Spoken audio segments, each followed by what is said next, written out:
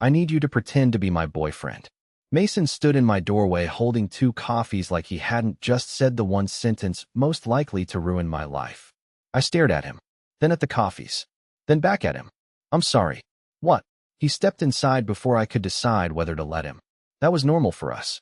Mason had been walking into my apartment without permission for almost 3 years. Usually, he brought takeout, sometimes beer, never a fake relationship proposal.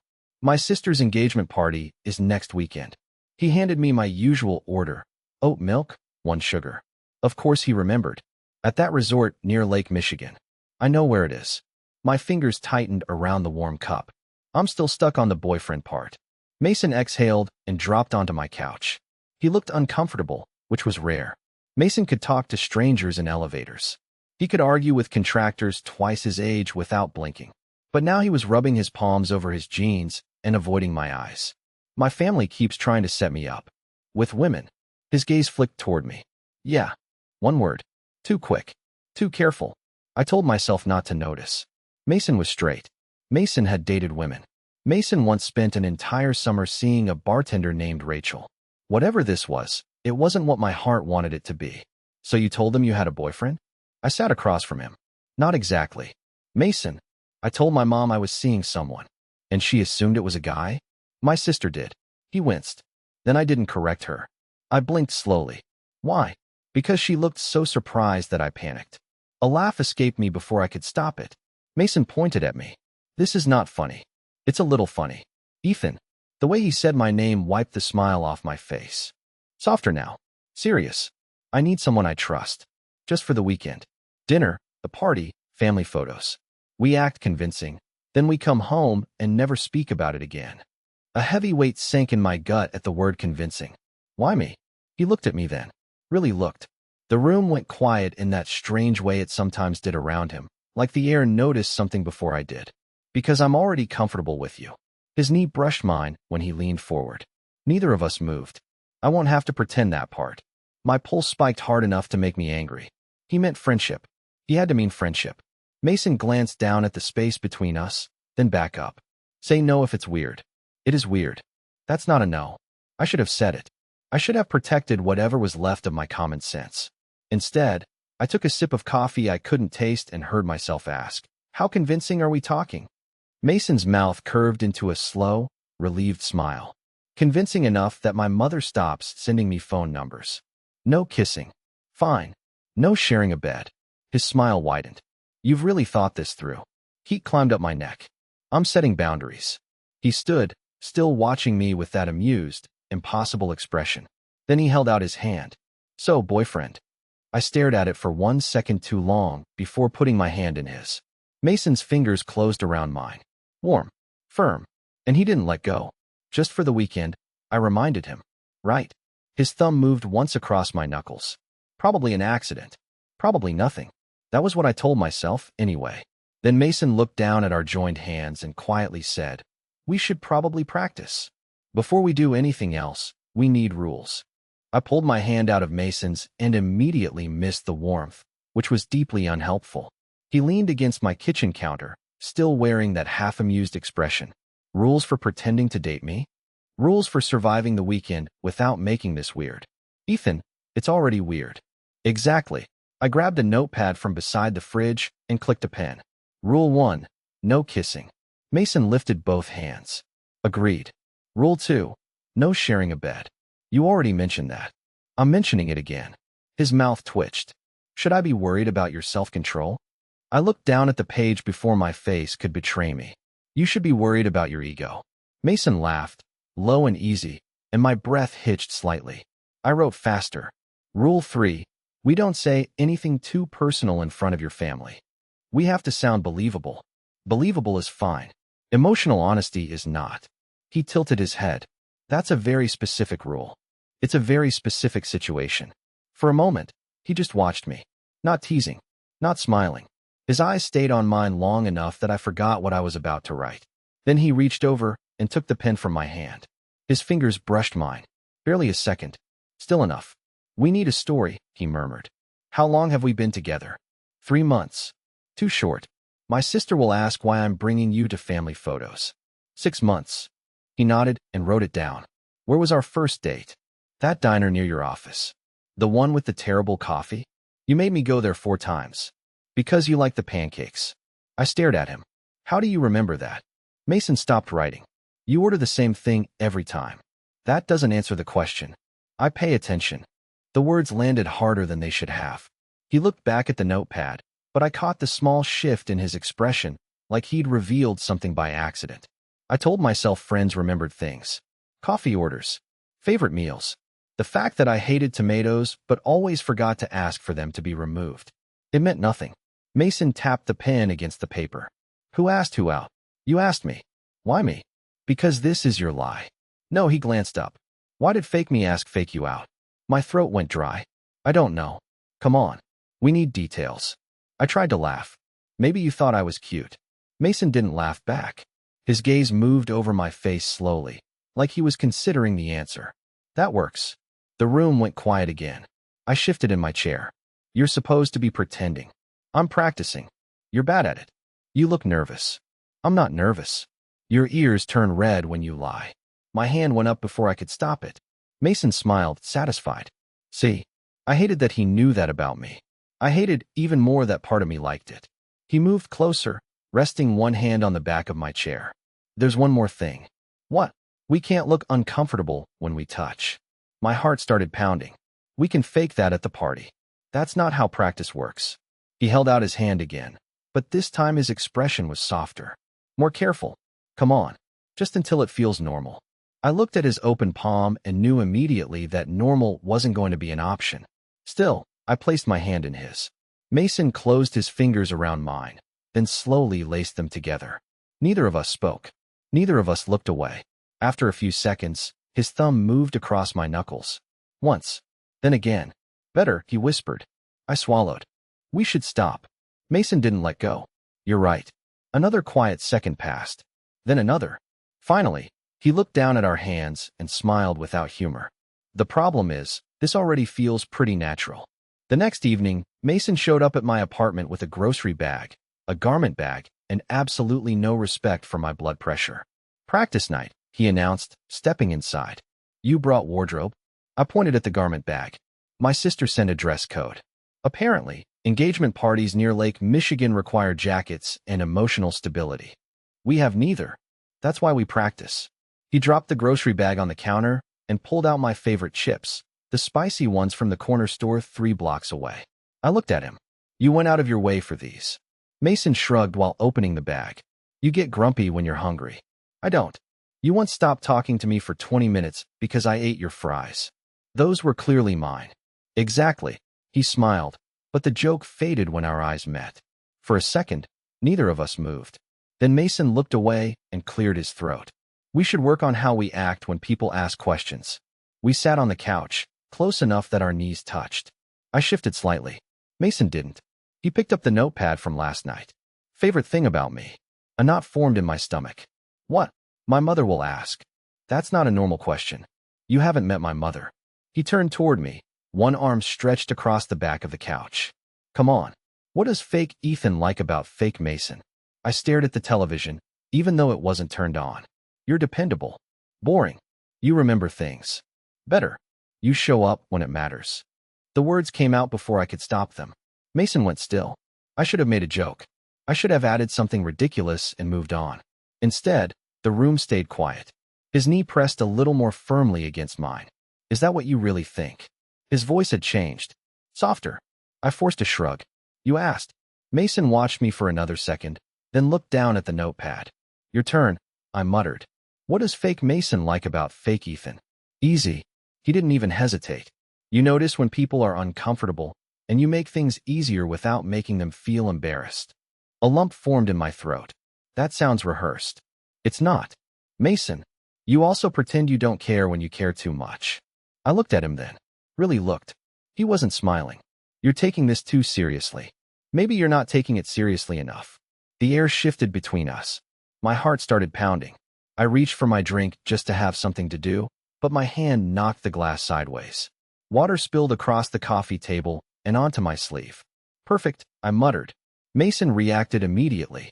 He grabbed a towel from the kitchen, crouched in front of me, and took my wrist before I could pull away. Hold still. It's water. I can see that. He pressed the towel against my sleeve, careful and focused, like I'd actually gotten hurt. His hand stayed wrapped around my wrist. Warm. Steady. Too gentle for something that didn't matter. Mason. He looked up.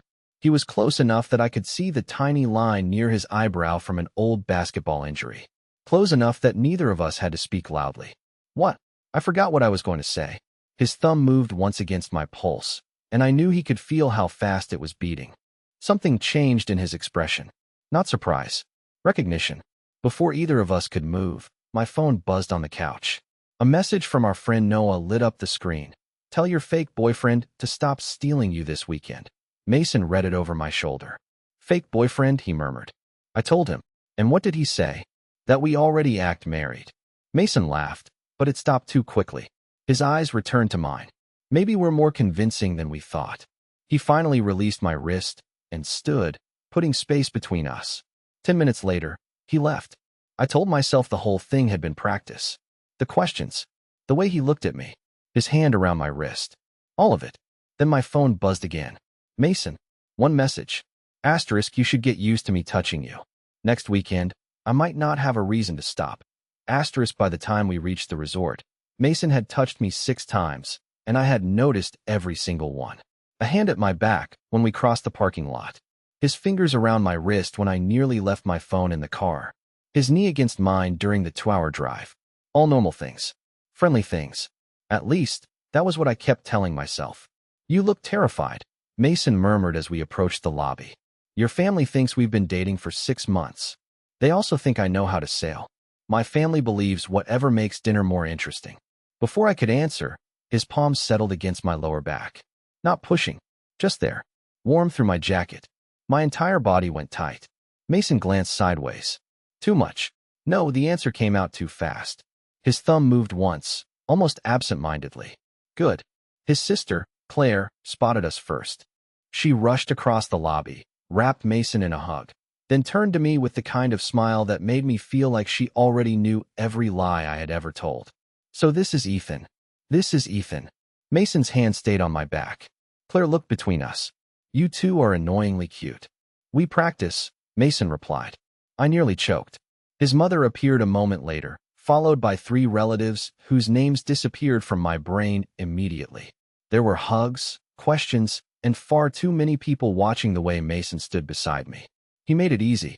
That was the dangerous part. He brought me a drink before I asked. He leaned close whenever someone spoke too loudly. He touched my shoulder when I started getting overwhelmed, like he could feel it before I said anything. At dinner, Claire rested her chin on her hand. All right, tell us how it happened. I looked at Mason. We had rehearsed this. The diner. 6 months ago. He asked me out. Simple. I kept finding excuses to see him. Mason began. My fork stopped halfway to my mouth. That wasn't the story. Claire smiled. Really? He always ordered pancakes at that terrible diner near my office. Mason looked at me instead of her. So I started scheduling meetings nearby. My pulse jumped. You never told me that. You never asked. His mother laughed softly. Who made the first move? Mason's eyes stayed on mine. I did. And what made you finally do it? That was where he was supposed to say I was funny. We had agreed on funny. Mason went quiet. His expression softened in a way that made the crowded table disappear for a second. I got tired of pretending I only wanted to be his friend. Nobody spoke. Not even Claire. My heart slammed against my ribs. Mason seemed to realize what he had said at the exact same moment I did. He looked down, then reached for his water. That sounded dramatic. Claire recovered first. That sounded real. Mason gave a short laugh, but there was no humor in it. Later, during family photos, the photographer waved us closer together. Boyfriends, not co-workers. Mason slid an arm around my waist. I placed a hand against his chest, mostly because I didn't know where else to put it. Closer, the photographer called. Mason leaned in. His face stopped inches from mine. His breath caught. So did mine. Should we make it convincing? He whispered. My fingers tightened against his jacket. Mason, his gaze dropped to my mouth. For one impossible second, I thought he was going to kiss me. I didn't move away. Neither did he. Then the camera flashed, and Claire shouted, "Save something for the wedding." We stepped apart too quickly. Everyone laughed. I tried to laugh with them. Mason didn't. He just looked at me like we had almost done something neither of us knew how to explain. Then the woman at the front desk handed him our room key and smiled. 1 king bed, just as requested. 1 bed. I looked at Mason. He looked at the front desk clerk. The clerk looked like she had already stopped caring. That's what the reservation says. Mason cleared his throat. There should be 2. The hotel is full because of the engagement party. She slid the key card across the counter. I can send up extra blankets. Behind us, Claire made a sound that was suspiciously close to a laugh. You 2 have been dating 6 months, but sharing a bed is the crisis? He steals the blankets. Mason replied too quickly. I don't. You absolutely do. Claire's smile widened. That sounded oddly specific. My face heated. Mason grabbed the key card. We're going upstairs. Claire caught my arm before I could follow. Ethan, wait. Mason stopped near the elevator, watching us. Claire lowered her voice. Can I ask you something? That depends. Is my brother treating you okay? The question caught me off guard. Yeah, of course. She studied my face like she was looking for cracks. He does this thing when he gets scared. He acts confident, then pulls away before anyone can leave him first. A sudden tension gripped my stomach. Why are you telling me that? Because he looks at you like he forgot how to protect himself. I glanced toward Mason. His hands were in his pockets now, shoulders tense, eyes fixed on us. We're fine, I managed. Claire nodded, but she didn't look convinced. Just don't let him make you feel temporary. The elevator ride was silent. Mason stood beside me, without touching me for the first time all day. When the doors closed, he stared straight ahead. What did she say? Nothing. Ethan. She wanted to know if you were treating me well. His jaw tightened. And I told her you were. Good. The answer came out flat. The room was small, clean, and dominated by 1 king-size bed that suddenly looked enormous and not nearly large enough.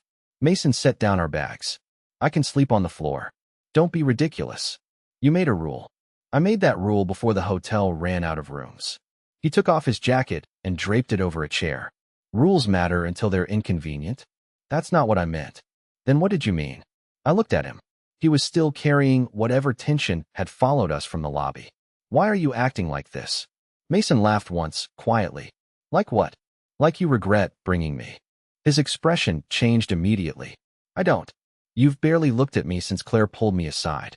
Because Claire notices everything. So, he ran a hand through his hair. So she's already treating this like it's real. The words hit harder than they should have. Right? We wouldn't want that. I turned toward my bag, pretending to search for something. That's not what I said. It sounded close enough. Mason stepped nearer, then stopped. My family is going to keep asking questions. Claire's going to watch us. My mother is probably planning Christmas already. Then maybe we should tone it down. The silence after that felt awful. Mason's eyes stayed on me, but I couldn't read them anymore. Is that what you want? It's what makes sense. Another lie.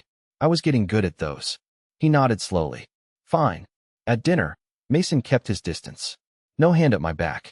No knee brushing mine under the table. When his aunt asked how we met, he repeated our rehearsed story without adding anything personal. It should have made things easier. Instead, every missing touch felt louder than the ones before. Halfway through dessert, a man around our age stopped beside the table. Claire introduced him as Liam, an old family friend. He smiled at me and pulled up an empty chair. So you're the famous boyfriend. Apparently. Liam laughed. If Mason gets boring, I know where the good coffee is around here. I expected Mason to joke. He didn't. Across the table, his expression went completely still. Then Liam touched my shoulder, and Mason's hand closed around mine beneath the table. Firm. Immediate. Hidden from everyone except me. I looked at him. He kept his eyes on Liam. Ethan already has plans tomorrow, he said. Liam raised an eyebrow. Do I? I murmured. Mason finally turned toward me. His fingers tightened between mine. You do now? The second Liam walked away, I pulled my hand from Mason's. What was that? Mason kept his eyes on the table. What was what? You just made plans for me. He was flirting with you. I noticed. His jaw tightened. You didn't seem bothered. Why would I be? Mason finally looked at me, and something sharp moved through his expression. Right. He stood before I could answer. I need some air. I followed him outside because apparently I had lost all survival instincts sometime around the first coffee. The patio overlooked the lake, mostly empty now except for a few relatives near the fire pit. Mason stopped by the railing and shoved his hands into his pockets. You can't act jealous and then pretend nothing happened, I told him. I was protecting the story. Nobody at that table cared if Liam talked to me. I cared. The words came out fast. Too honest. Mason stared across the dark water, breathing slowly through his nose. My heart started pounding. Why? He rubbed a hand over the back of his neck. I don't know. That's not an answer. It's the only one I have. I stepped closer, lowering my voice. You wanted us to tone it down. I know. You stopped touching me. I know. Then Liam did it. And suddenly you couldn't stop. Mason turned toward me. Because I hated it. The air left my lungs. You hated him touching me? Yes. No hesitation this time. His eyes held mine, frustrated and confused, and a little scared.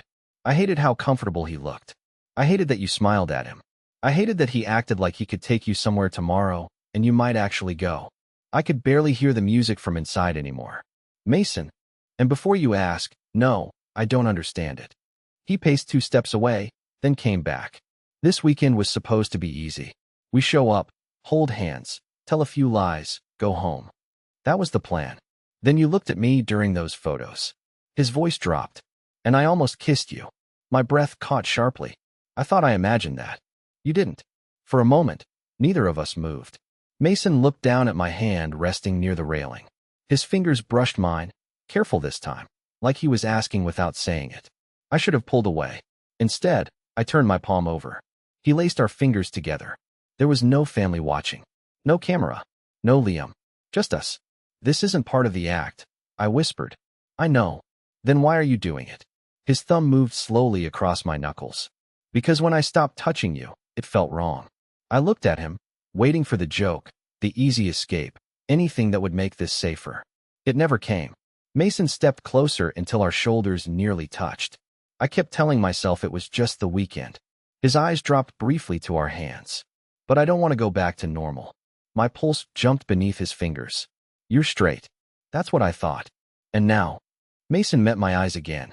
Now I think I've been paying attention to you for a reason. A voice called his name from inside. Claire, looking for us. Mason didn't answer. He just held my hand tighter. Tell me to let go, he murmured. I tried. I really did. But the words wouldn't come. Mason watched my face for another second, then gave the smallest nod, like my silence had told him enough. That's what I thought. Claire called Mason's name again, louder this time, and the moment broke. He released my hand so quickly it felt like an answer. We should go back inside. His voice was calm. Too calm. I stared at the space between us. Right. We walked in side by side, but not touching. Mason smiled when his mother waved us over. He laughed at something his uncle said. He played the role perfectly. I stood beside him wondering if the last 5 minutes had actually happened. Maybe he had panicked. Maybe saying he didn't want to go back to normal had sounded better outside in the dark than it did under bright lights with his entire family 10 feet away.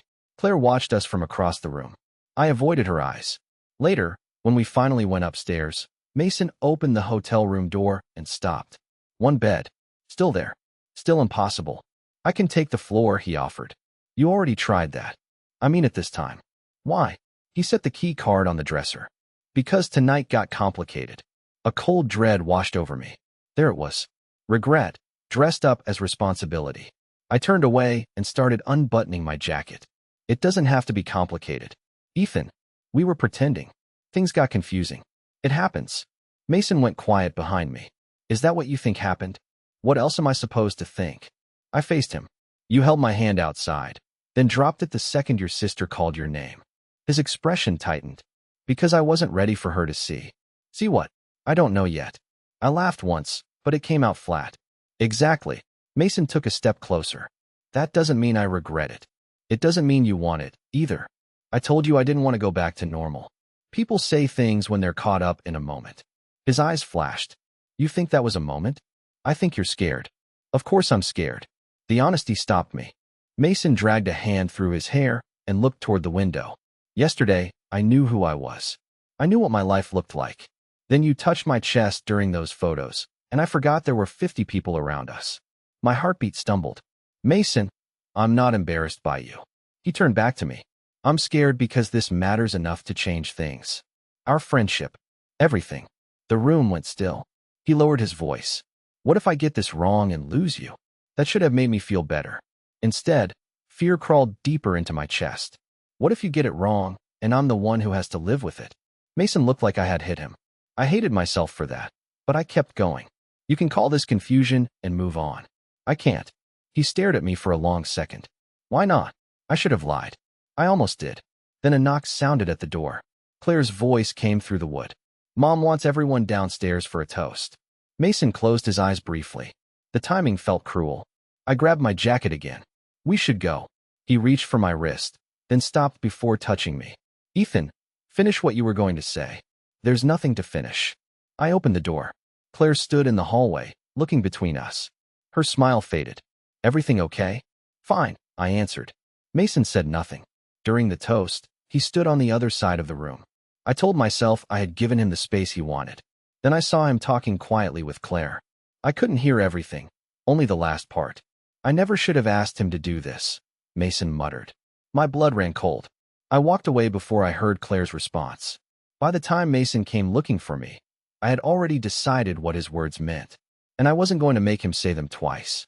I found Mason outside near the side entrance, standing alone under the awning with both hands in his pockets. He looked up when the door closed behind me. Relief crossed his face first, then caution. There you are. I was getting some air. You've been gone 20 minutes. Were you counting? Mason took a step toward me. Yes. I looked away. The parking lot lights reflected off the wet pavement. Somewhere inside, people laughed during another toast. Out here, it was quiet enough to hear my own breathing. You don't have to keep doing this, I told him. Doing what? Looking for me. Holding my hand. Saying things you're going to regret tomorrow. His face tightened. I don't regret any of that. I heard you talking to Claire. Mason went still. What did you hear? You said you never should have asked me to come. That's not the same thing. It sounded pretty clear. He closed the distance between us, then stopped a few feet away. I said I shouldn't have asked because I knew this could hurt you. You didn't know. I had a feeling. A sudden tightness grabbed my throat. About what? Mason looked at me for a long time. No smile. No easy joke. About you. The words barely came out. I folded my arms, mostly to keep my hands from shaking. How long? I don't know. A while. And you still asked me to pretend? Because I wanted an excuse. The honesty hit hard enough that I forgot what I was going to say. Mason looked down at the ground. That sounds terrible. It sounds selfish. It was. He nodded once. I thought if we did this for one weekend, I could figure out why I kept noticing you. Why I remembered everything. Why I hated hearing about your dates. My chest ached. You never said anything. Neither did you.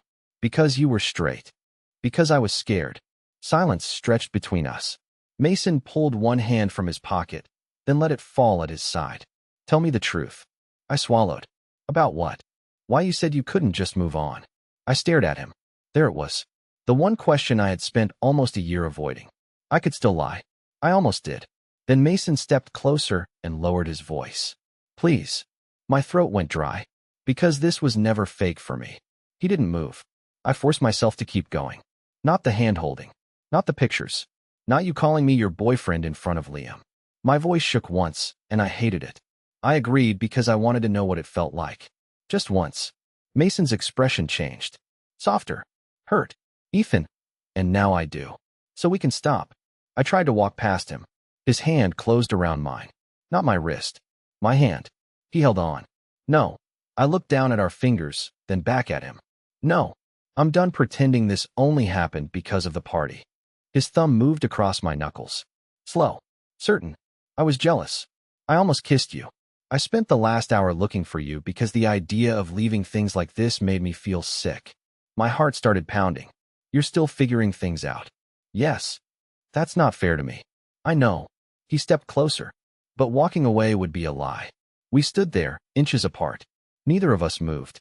Mason lifted his free hand, then paused near my face, waiting. I nodded before I could lose my nerve. His fingers rested lightly against my cheek. I don't want to practice run, he whispered. I want you. The words broke something open in me. I leaned forward first. The kiss was brief. Careful. Almost uncertain. But when we pulled apart, Mason kept his forehead against mine. That felt real, he breathed. Yeah. My hand tightened around his. It did. For a few seconds after we kissed, neither of us moved. Mason's hand was still against my face. Mine was still holding his. The party kept going inside without us. Music, laughter, glasses clinking. Normal life, somehow, while mine had just changed completely. We should go back in, I whispered. Mason didn't step away. Do you want to? I looked toward the door. Your entire family is in there. I know. Claire already suspects everything. She suspects things before they happen. That made me laugh, small and nervous. Mason smiled too, but his eyes stayed serious. Ethan. Yeah. I'm not asking you to pretend anymore. Warmth bloomed in my chest, and this time, it didn't hurt. What are you asking? He looked down at our joined hands. Come back inside with me. Simple. That was all. No speech. No promise about forever. Just a choice. I nodded. Mason opened the door, then paused before stepping through. I expected him to let go. He didn't. We walked back into the party holding hands. Claire noticed first. Of course she did. Her eyes dropped to our fingers, then lifted to Mason's face. He gave her the smallest nod. She smiled and turned away before either of us could panic. His mother saw us a minute later. She looked surprised, then warm, then immediately started asking whether we wanted cake. It was so ordinary that I nearly laughed again. No dramatic silence. No confrontation. Just Mason standing beside me, his thumb moving over my knuckles like he needed the reminder that I was still there. At breakfast the next morning, Claire leaned across the table. So, are we still pretending? I almost dropped my coffee. Mason looked at me first. Not his sister. Me. Giving me the choice. I held his gaze and felt something inside me settle. No, I said. Mason's smile came slowly. No, he agreed. Claire nodded like she had won a bet nobody else knew about. On the drive back to Chicago, Mason kept one hand on the wheel and the other resting between us. I watched it for a while before placing mine over it. His fingers turned immediately, fitting between mine. You know this is going to be weird for a while, I told him. Probably. You're still figuring things out. I am. And I'm not interested in being somebody's experiment. Mason glanced at me, then back at the road. You're not. How do you know? He squeezed my hand. Because I was confused about myself. I was never confused about wanting you around. I looked out the window, so he wouldn't see how much that got to me. That was annoyingly good. I practiced. Liar. A little. A week later, we went back to the same diner near his office. Same bad coffee. Same pancakes. Same booth by the window. Everything looked exactly like it had before. Except Mason sat beside me instead of across from me. His knee stayed pressed against mine under the table. When the waitress asked if we wanted separate checks, Mason glanced over. Together. One word. Easy. Certain. I looked down at our hands beside the syrup bottle, his fingers wrapped around mine in plain sight. No family watching. No story to sell. No reason to perform. That was the part one remembered most. Not the party. Not the first kiss.